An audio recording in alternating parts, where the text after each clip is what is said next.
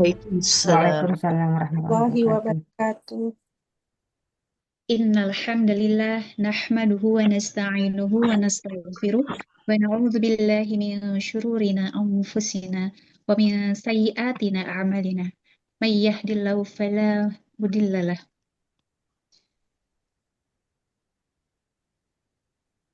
wa may yudlil fala hadiyalah. Asyhadu an la ilaha illallah wa asyhadu anna Muhammadan abduhu wa rasuluh.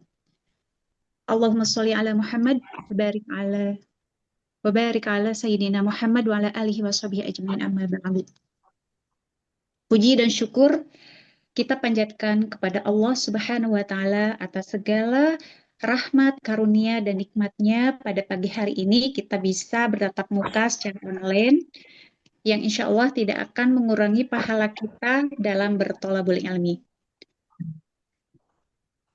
Allahumma sholli ala Muhammad wa ala ali Muhammad. Semoga sholawat dan salam senantiasa dilimpahkan kepada Rasulullah Sallallahu Alaihi Sallallahu Wasallam, alaihi wasallam.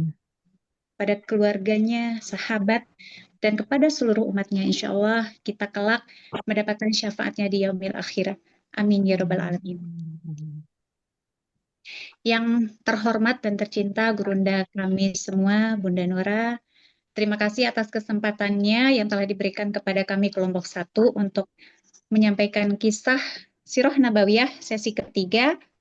Dan para hadirin yang dimuliakan Allah, izinkan pada pagi hari ini saya ditemani dengan Umi Warmi dan Acik Aisyah untuk menyampaikan kisah Abu Thalib dan Khadijah meninggal dunia, kisah Rasulullah menuju Taif, kisah 7 jin yang mendengarkan Rasulullah sholat. Ya, slide selanjutnya. Abu Thalib dan Siti Khadijah meninggal dunia. Di tahun ini merupakan tahun kesedihan buat Nabi Muhammad SAW karena ditinggalkan 2 orang yang paling berarti di hidupnya. Ibnu Ishaq berkata, orang-orang Quraisy yang suka mengusik Rasulullah SAW di rumah beliau, yaitu Abu Lahab, Al-Hakam bin Al-Ash bin Umayyah, Uqbah bin Abu Mu'aid, Adi bin Hamra At-Thaqafi, dan Ibnu Al-Ashda Al-Huzali. Nah, mereka ini adalah tetangga Rasulullah. Mereka senang sekali gitu ya mengusik Rasulullah SAW. Dan di antara keempat orang ini, yang masuk Islam hanyalah Al-Hakam bin Abu Al-Ash. Salah satu tindakan mereka adalah dengan melemparkan usus kambing kepada Rasulullah saat beliau sholat. Beliau kemudian mengeluarkan ranting pohon dan menanyakan kepada mereka tentang perilaku bertetangga buruk. Masya Allah ya, luar biasa Rasulullah itu dengan kesabaran dan keikhlasan serta keteguhan beliau, meskipun diganggu gitu ya sama orang-orang Quraisy dalam keadaan sholat, tapi tidak mesti harus marah gitu ya. Beliau itu sabar sekali gitu ya. Di tahun yang sama, ya tadi saya sampaikan, beliau kehilangan 2 orang yang sangat berarti di kehidupannya. Khadijah dan Abu Thalib yang merupakan penopang dan pelindung Rasulullah meninggal dunia. Kehidupan Rasulullah semakin sulit setelah kehilangan Khadijah yang selalu menjadi penasehatnya. Abu Thalib yang selalu melindunginya dari gangguan kaum Quraisy. Setelah Abu Thalib wafat, kaum Quraisy semakin berani mengganggu beliau. Situasi yang tidak mungkin terjadi saat Abu Thalib masih hidup. Jadi peristiwa-peristiwa ini terjadi 3 tahun sebelum beliau hijrah ke Madinah. Suatu ketika Rasulullah SAW dihadang oleh seorang laki-laki stres dari orang Quraisy yang menaburkan tanah ke kepala beliau. Beliau pulang ke rumah dengan tanah masih menempel di kepala. Tapi beliau itu menjawab ya, dan putrinya menangis melihat Rasulullah dengan kepalanya ya yang bertaburkan tanah. Lalu Rasulullah tidak merasa marah atau apa, tapi beliau menghibur putrinya itu dan menyatakan bahwa Allah akan selalu melindunginya. Dan gangguan orang Quraisy semakin menjadi setelah kematian Abu Thalib. Menjelang wafatnya Abu Thalib. Ketika Abu Thalib sakit, orang-orang Quraisy, termasuk tokoh-tokoh seperti Abu Jahal dan Abu Sofyan, mendekati beliau untuk membujuknya agar menghentikan dakwah Rasulullah. Mereka meminta Abu Thalib untuk memanggil Rasulullah dan menawarkan kesepakatan, yaitu jika Rasulullah mau memenuhi keinginan mereka, maka mereka akan membiarkan beliau menjalankan dakwahnya. Namun Rasulullah kemudian menyampaikan satu kalimat. Katakanlah, la ilaha illallah. Jika ini diterima, akan membawa mereka kepada kekuasaan. Namun para tokoh Quraisy menolak dan menganggapnya ini konyol. Lalu pergi dengan tetap berpegang pada agama leluhur mereka. Setelah itu Abu Thalib menyatakan bahwa permintaan Rasulullah sebenarnya sangat ringan. Dan meskipun Rasulullah berharap Abu Thalib mau mengucapkan kalimat tersebut untuk mendapatkan syafaat di hari kiamat, Abu Thalib tetap menolak karena mempertimbangkan kondisi dan tradisi kaumnya. Dari sikap orang-orang Quraisy itu, Allah menurunkan surat As-Sad ayat 1-7.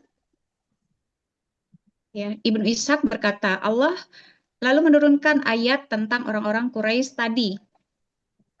Di ayat 1 Quran surat As-Sad, Bismillahirrahmanirrahim. Wal Qur'ani dzikr. Sad demi Al-Quran yang mempunyai keagungan. Di ayat kedua, sebenarnya orang-orang kafir itu berada dalam kesombongan dan permusuhan yang sengit. Betapa banyaknya umat sebelum mereka yang telah kami binasakan, lalu mereka meminta tolong, padahal waktu itu bukanlah saat untuk lari melepaskan diri. As-Sad ayat 3. Lalu di ayat 4, dan mereka heran karena mereka kedatangan seorang pemberi peringatan yaitu Rasul dari kalangan mereka.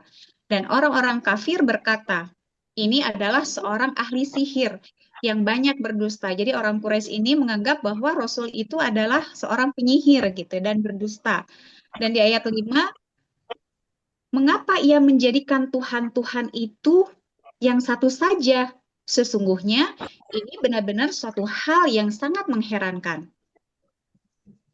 Lalu di ayat 6, dan pergilah pemimpin-pemimpin mereka seraya berkata, pergilah kamu dan tetaplah menyembah Tuhan-Tuhanmu. Sesungguhnya ini benar-benar suatu hal yang dikehendaki.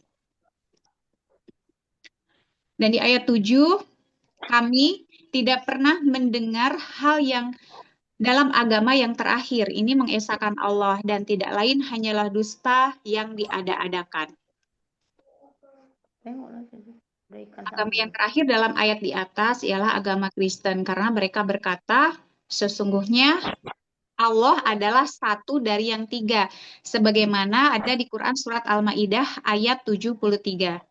Dan ini mengesahkan Allah, tidak lain hanyalah dusta yang diada-adakan. Quran surat As-Sad ayat 7. Jadi mereka tuh meyakini bahwa ajaran Rasulullah itu diada-adakan karena belum pernah mendengarnya. Meskipun di agama yang terakhir itu agama yang dibawa Nabi Isa gitu. Jadi mereka beranggapan bahwa Nabi Muhammad ini berdusta. Lalu kemudian tidak lama Abu Thalib meninggal. Jadi Abu Thalib meninggal dunia itu dalam keadaan di sini dalam keadaan non-Muslim gitu ya, beragama Kristen karena tidak mau mengikuti Rasulullah dengan mengatakan la ilaha illallah. Karena apa? Karena kalimat-kalimat yang terakhir itu yang saat itu Rasulullah berjuang ya karena saking sayangnya sama pamannya untuk menuntun beliau mengucapkan la ilaha illallah. Namun di situ tadi dibujuk sama Abu Lahab ya, sama saudara-saudaranya bahwa kamu harus tetap berpegang teguh pada agama yang dibawa ayahnya dan nenek moyangnya ya, yaitu agama Kristen ya di situ. Baik, untuk selanjutnya, presentasi selanjutnya akan disampaikan oleh Umi Warmi. Untuk itu, dipersilahkan. Baik, terima kasih Teh. Saya akan presentasi. Presentasi saya judulnya Rasulullah menuju Taif meminta bantuan. Ibnu Ishaq berkata, tatkala Abu Khatib tatkala Abu Thalib wafat, Rasulullah orang-orang Quraisy semakin mengganggu Rasulullah Shallallahu Alaihi Wasallam. Tidak sebagaimana gangguan yang mereka lakukan semasa hidupnya Abu Thalib. Kondisi ini memaksa Rasulullah Shallallahu Alaihi Wasallam pergi ke Taif untuk mencari pertolongan dan perlindungan dari Sakif atas serangan yang dilancarkan oleh kaum Quraisy. Dengan harapan mereka menerima apa yang beliau bawa dari Allah. Rasulullah Shallallahu Alaihi Wasallam pergi sendiri ke sana. Ibnu Ishaq berkata, Yazid bin Ziyad berkata kepadaku, dari Muhammad bin Ka'ab Al-Quraisy ia berkata, setibanya di Taif, Rasulullah Shallallahu Alaihi Wasallam menemui pemimpin-pemimpin Sakif dan tokoh-tokoh mereka. Orang-orang tersebut adalah 3 bersaudara. Abdul Walail bin Amr bin Umair, Mas'ud bin Amr bin Umair, dan Habib bin Amr bin Umair bin Auf bin Aqdah bin Qirah bin Auf bin Sakif. Salah seorang dari mereka 3 bersaudara itu, salah satunya mempunyai istri wanita dari Quraisy. Rasulullah Shallallahu Alaihi Wasallam mendatangi mereka, berdakwah kepada mereka, dan berdialog dengan mereka tentang tujuan kedatangannya kepada mereka, yaitu mencari orang yang bersedia menolongnya, menegakkan Islam, dan berjuang bersama beliau dalam menghadapi kaumnya yang menentang. Salah seorang dari mereka bertiga itu berkata, saya akan merobek Ka'bah jika benar-benar engkau adalah utusan Allah. Keduanya pun berkata pula, apa Allah tidak mendapatkan orang lain yang bisa diutus selain dirimu? Orang ketiga pun berkata, demi Allah, aku tidak akan bercakap-cakap denganmu. Kemudian Rasulullah pun Shallallahu Alaihi Wasallam pun pergi meninggalkan tempat itu dengan keadaan putus asa karena kebaikan atas orang-orang sakit itu.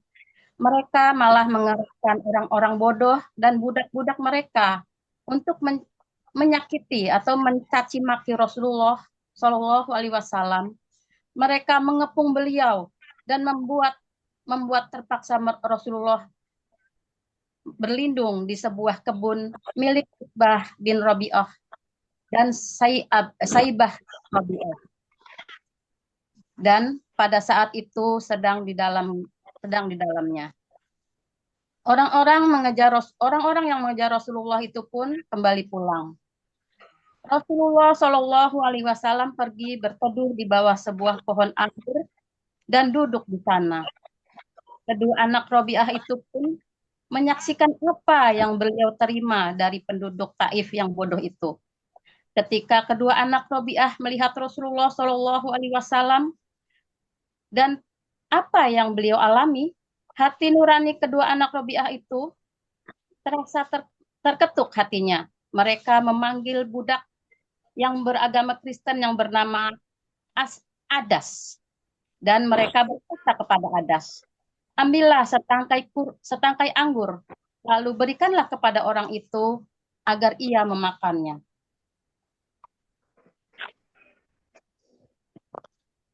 Adas melakukan perintah kedua anak Rabi'ah itu.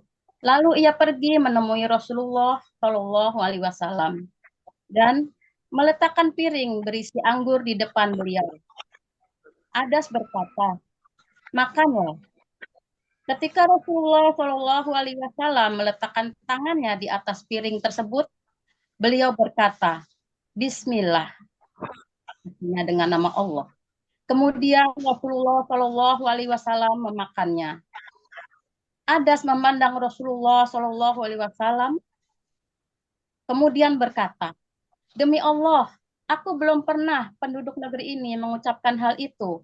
Rasulullah Shallallahu Alaihi Wasallam pun bertanya kepada Adas, berasal dari mana, negeri manakah engkau, wahai Adas? Apa agamamu? Adas pun menjawab, aku seorang Kristen dan berasal dari negeri Ninawa.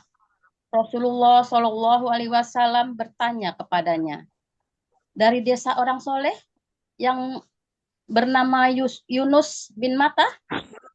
Adas pun berkata, apa yang engkau ketahui tentang Yunus bin Matta? Rasulullah Shallallahu Alaihi Wasallam menjawab, dia saudaraku, ia seorang nabi, aku juga seorang nabi. Adas bersimpuh di depan Rasulullah Shallallahu Alaihi Wasallam, mencium kepala, kedua tangan dan kedua kaki Rasulullah Shallallahu Alaihi Wasallam. Salah seorang anak Robiah pun berkata kepada saudaranya, budakmu itu telah dicuci otaknya oleh Muhammad. Ketika Adas tiba di tempat kedua anak Robiah, keduanya bertanya kepada Adas, sialan kau Adas, kenapa engkau mencium kedua tangan dan kakinya? Adas menjawab, di dunia ini tidak ada sesuatu yang lebih membahagiakanku daripada apa yang aku lakukan, aku kerjakan tadi. Sebab ia adalah seorang nabi. Kedua anak Rabi'ah itu pun berkata kepada Adas, sadarlah wahai Adas, janganlah engkau dibuat berpaling dari agamamu, karena agamamu itu lebih baik ketimbang agamanya. Begitulah ceritanya. Sekian, terima kasih. Terima kasih Umi. Kisah selanjutnya akan disampaikan oleh Acik Aisyah. Dipersilakan. Terima kasih Teh. Nah, saya akan meneruskan presentasi saya, kisah 7 jin yang mendengarkan Rasulullah SAW. Kisah 7 jin yang mendengarkan Rasulullah. Saat Rasulullah SAW membaca surat Rahman ayat 7 dan ayat 1 sampai 78, sekelompok jin menjawabnya dengan kalimat, wahai Tuhan kami, sesungguhnya kami tidak mendustakan nikmat-Mu. Sedikit pun setelah itu mereka berbait dengan Rasulullah SAW dan masuk Islam. Kisah ini tercantum dalam Al-Quran surat Al-Ahzab yang ayat 29 sampai 32 yang berbunyi, dan ingatlah ketika kami hadapkan kepadamu Muhammad serombongan jin yang mendengarkan bacaan Al-Quran, maka ketika mereka menghadiri pembacaannya mereka berkata, diamlah kamu untuk mendengarkannya. Maka ketika telah selesai mereka kembali kepada kaumnya untuk memberi peringatan. Ayat 32, dan barang siapa tidak menerima seruan orang yang menyeru kepada Allah Muhammad, maka dia tidak akan dapat melepaskan diri dari siksaan Allah di bumi, padahal tidak ada pelindung baginya selain Allah. Mereka berada dalam kesesatan yang nyata. Itulah yang terkandung di dalam surat. Selanjutnya, jin yang saat Rasulullah SAW salat. Rasulullah SAW diganggu oleh iblis yang membawa bara api dan hendak melemparkannya ke wajahnya. Rasulullah Shallallahu Alaihi Wasallam mengucapkan a'udzubillah minka sebanyak 3 kali. lalu al-anuka billah matilah sebanyak 3 kali. Selain itu ada juga sosok jin yang bernama Muhbar bin Har yang merupakan kesayangan Rasulullah Shallallahu Alaihi Wasallam.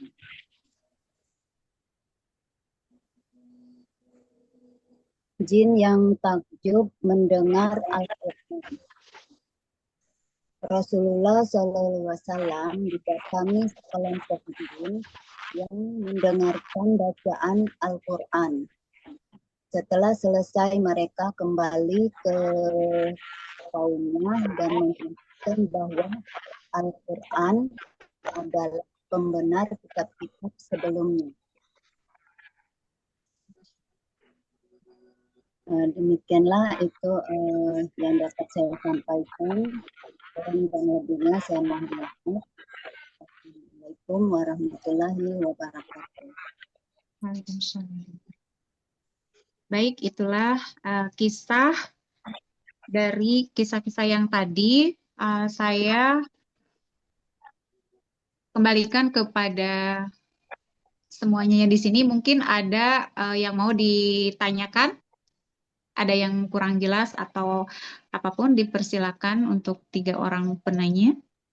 Ya, saya yang pertama, Bu Sam, mau tanya. Ya, silakan Bu Sam. Tahun berapa kenabian Abu Thalib dan Siti Khadijah meninggal dunia? Oh iya.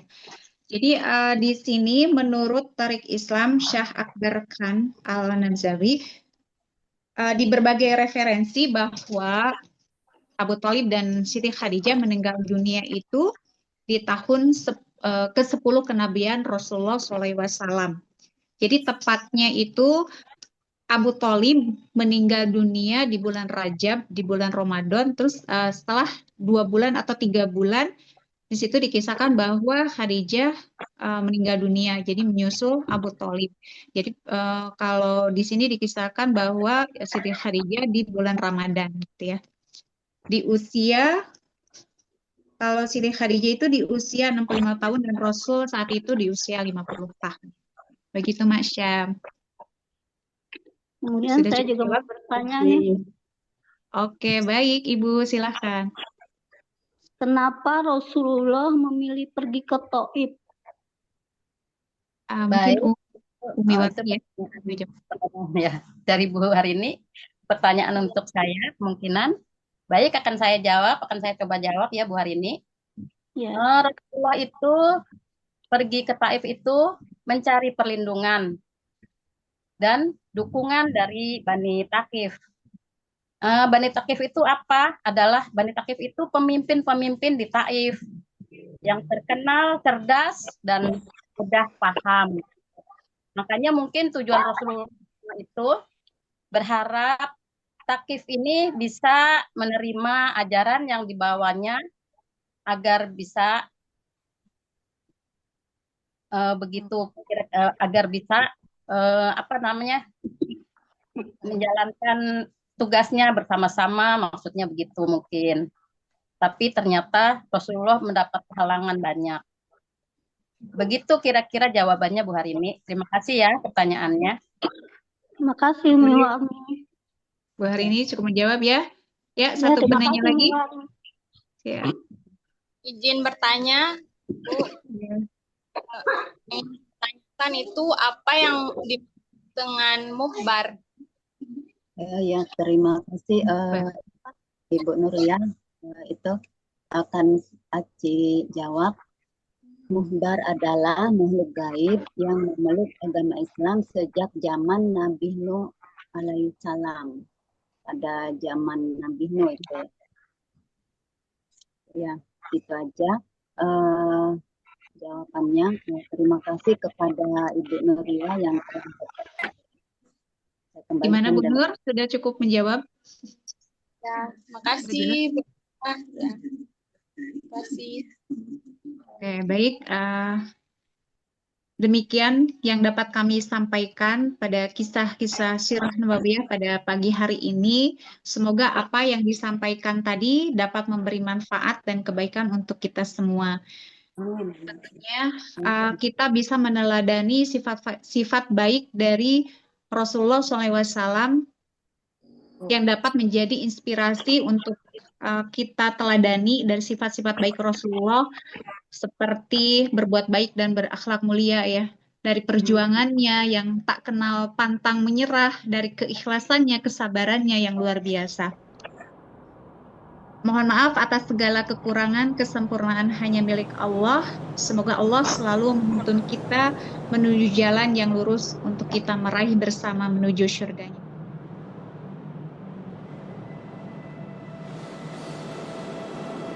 نورك الذي لا يخبو واشرح صدورها بفيض الإيمان بك بجميل التوكل عليك بها بمعرفتك وأمتها على شهادتي في سبيلك إنك نعم المولى ونعم النصير اللهم آمين. Ya Allah, Engkau maha mengetahui bahwa hati-hati berkumpul atas dasar cinta kepadamu, bertemu dasar taat kepadamu, bersatu atas dasar dakwah kepadamu, dan berjanji setia untuk membela syariat. Maka kuatkanlah ya Allah ikatan pertalian kami, lestarikan kasih sayang kami, dan penuhilah tamu yang berdua. Lapangkanlah dada kami dengan limpahan iman kepadamu, indahnya tawakal padamu. Hidupkanlah kami dengan makrifat kepadamu, dan matikan kami sebagai cukup. Sesungguhnya Kau sebaik-baik pelindung, baik